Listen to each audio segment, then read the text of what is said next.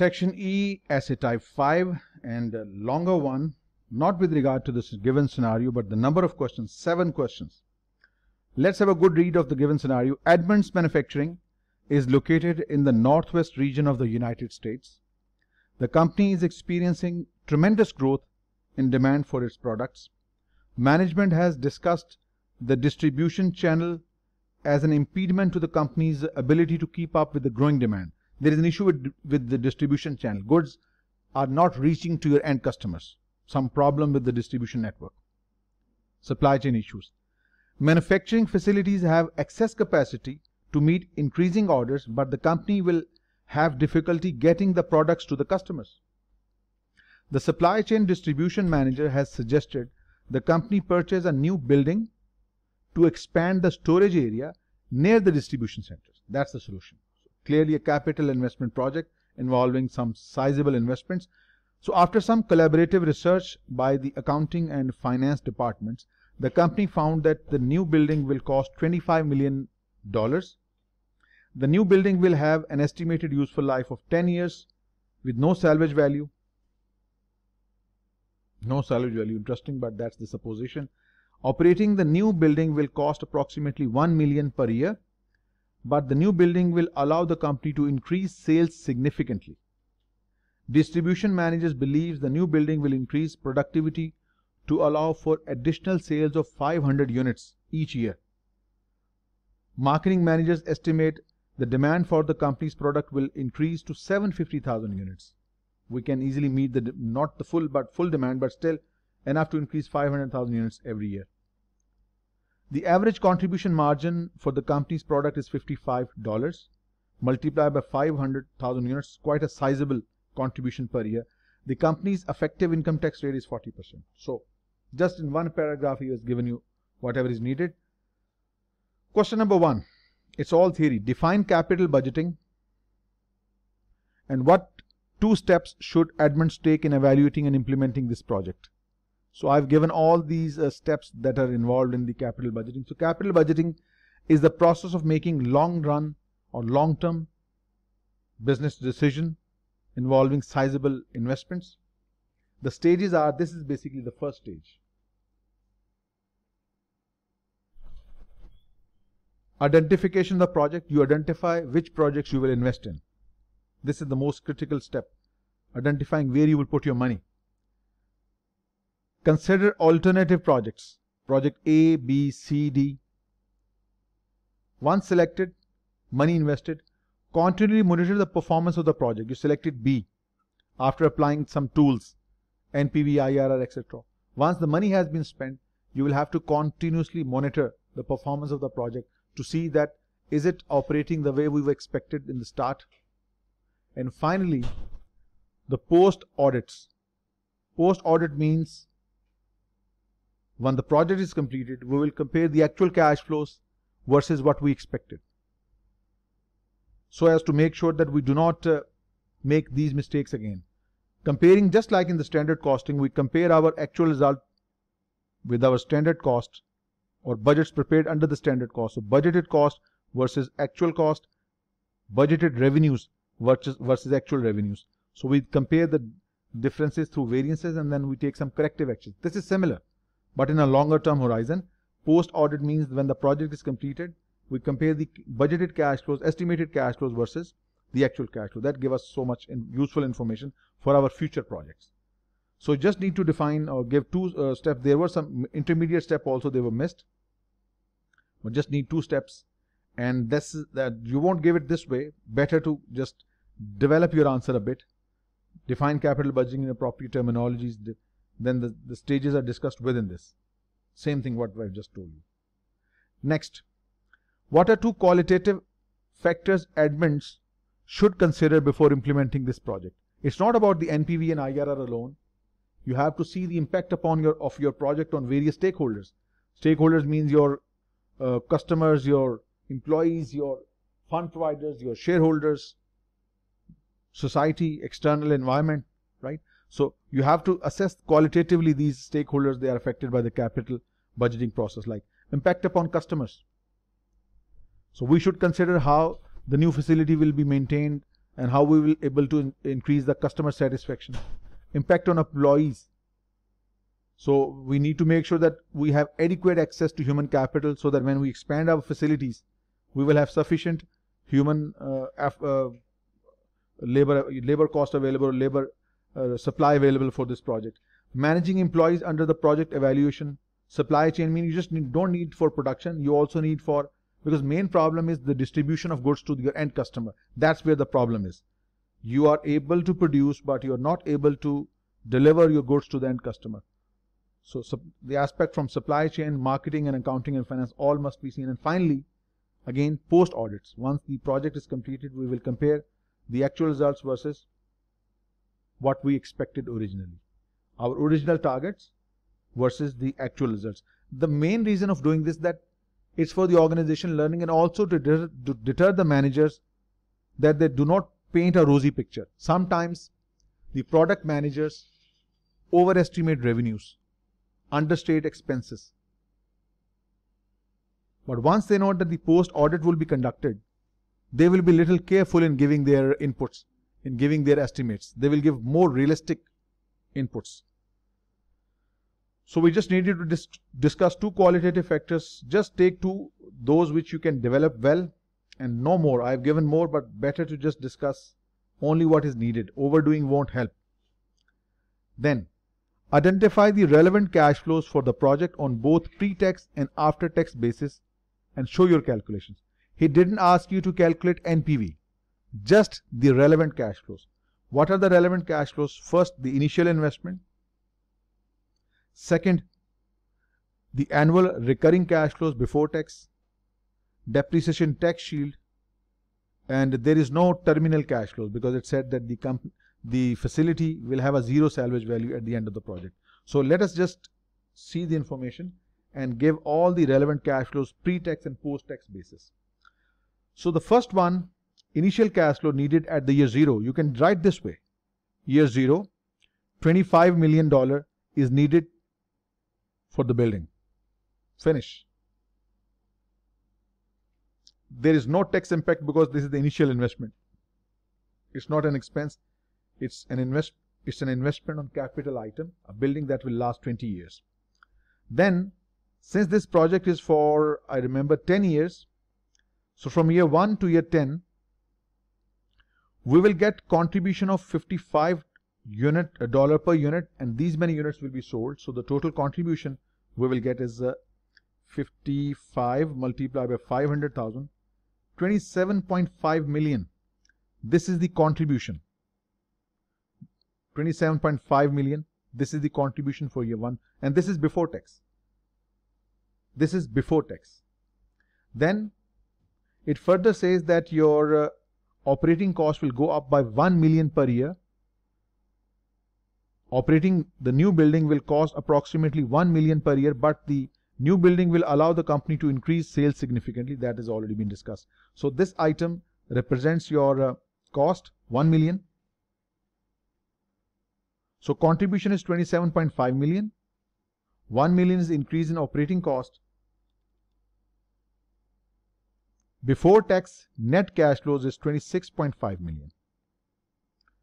Once you are done with this information, then you can further go on. This number, remember, this is 26.5 million. You just need to give the numbers. You can even give it in the paragraphic form or just line by line, the way I'm giving. So 26.5 million, this is the net increase in annual pre-tax cash flows, 26.5 billion. Okay. Now, I told you the recommended approach that I use is that you take the cash flows and to that you add the depreciation tax shield. That's a better approach. That's mostly used in all of the questions. So this is, gentlemen, 26.5 is pre-tax cash profit, or in other words, cash profit before tax. Cash profit before tax. Simply take 60% of this value. It will give you cash profit after tax. Simplify, because tax rate is 40%. Just multiply this with 60%. It will give you cash profit after tax. That is 15.9 million. We just need to give the cash flows. Now, one important thing. depreciation tax shield. This is the cost of the building, 25 million. It will last for 10 years, which means every year depreciation will be 2.5 million. Since we are talking from cash flow point of view, depreciation multiplied by tax rate, this will give you the depreciation tax shield. Depreciation tax shield. You can add this depreciation tax shield into this, or you can just give it as a separate item. We are not netting off, we are not just calculating the NPVs. You can give it separately, you can just add it up, right? So this is the cash profit before tax, cash profit after tax. To this you can add your depreciation tax shield, you can give the net number 16.9 million. That's all. Don't go any further. No need for NPV calculation because we haven't been given the discount rate. He just required the annual cash flows before tax and after tax. We have given whatever was possible to calculate, right?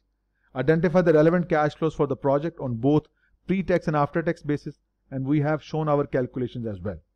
Question number 4. All these given in line items. Define net present value and internal rate of return. NPV is the difference between the present value of inflows and present value of outflows. NPV basically, you can give the formula also. It is the present value of inflows minus sometimes initial investment, but I recommend to use the word present value of outflows. This is what you call the N. So present value of inflows and outflow discounted at the company desired rate of return.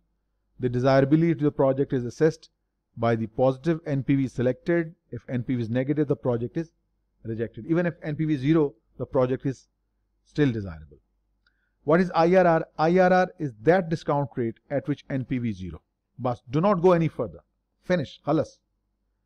The discount rate at which equates the NPV cash flows, that is present value of inflows, is equal to present value of outflows, or when the discount rate at which NPV is equal to 0. There are two ways to describe this. Either you can say that IRR is that rate at which the NPV is equal to 0. This is the first way that I was telling you. Or you can also give it this way. The rate at which the present value of inflows is equal to present value of outflows. Both ways, this or this, it will perfectly describe IRR. Your choice, no issue. Done. Question number 5. Identify one assumption of NPV and one assumption of IRR and discuss the decision criteria used in NPV and IRR to determine acceptable projects. Same. NPV, just discussed. When NPV is positive or NPV is 0, the project is desirable. But having negative NPV means the project generates less inflows than outflows. So that is rejected. We need to discuss some assumptions.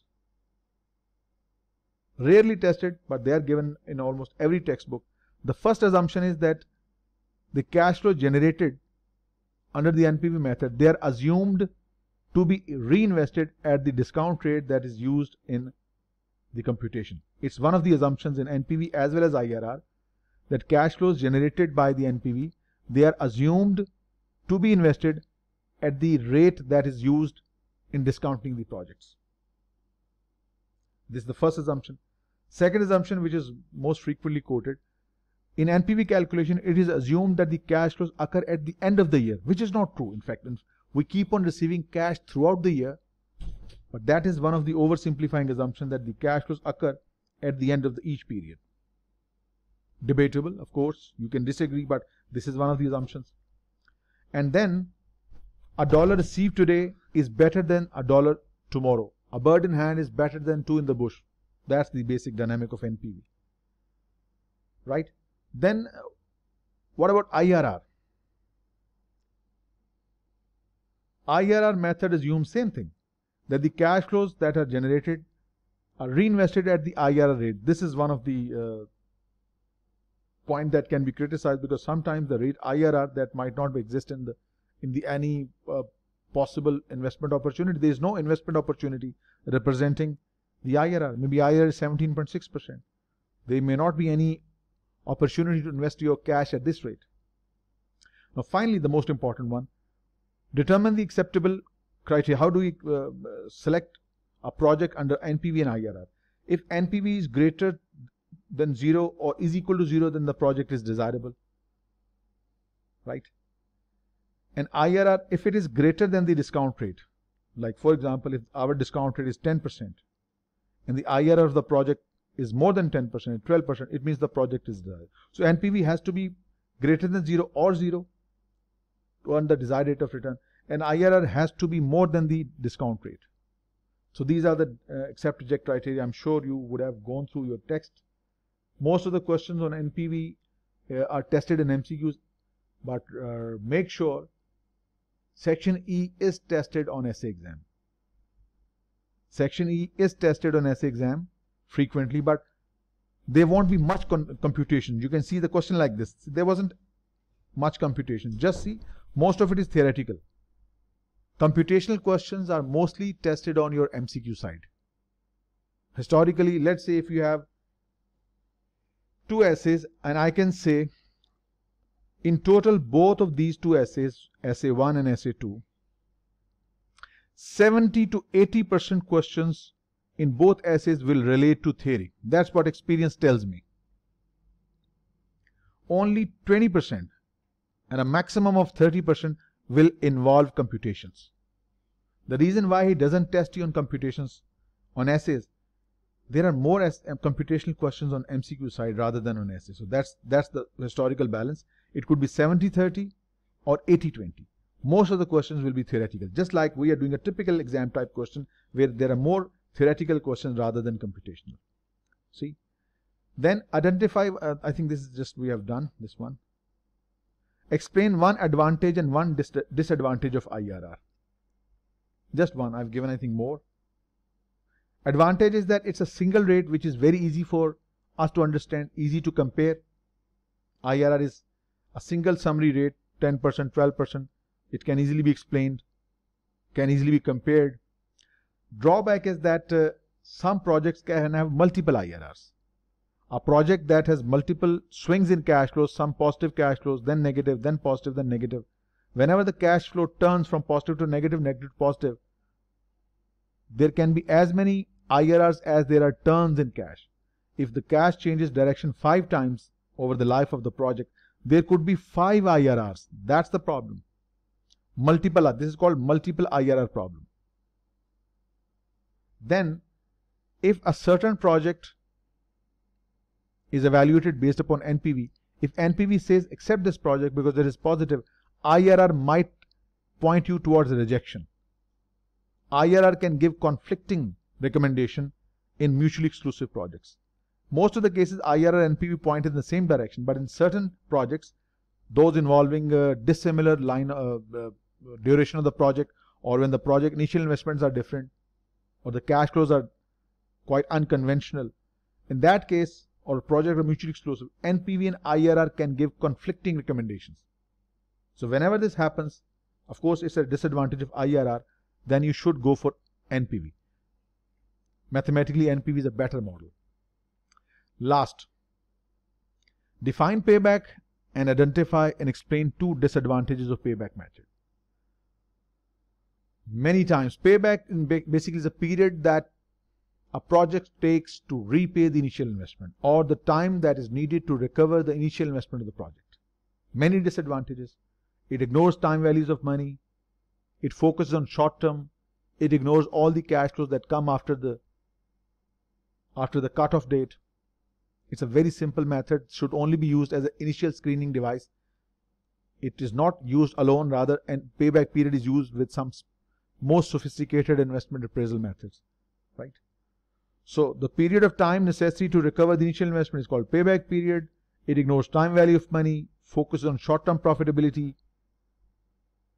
It does not consider cash flows occurring after the cutoff date. Same things repeating, and then this completes your essay number 5.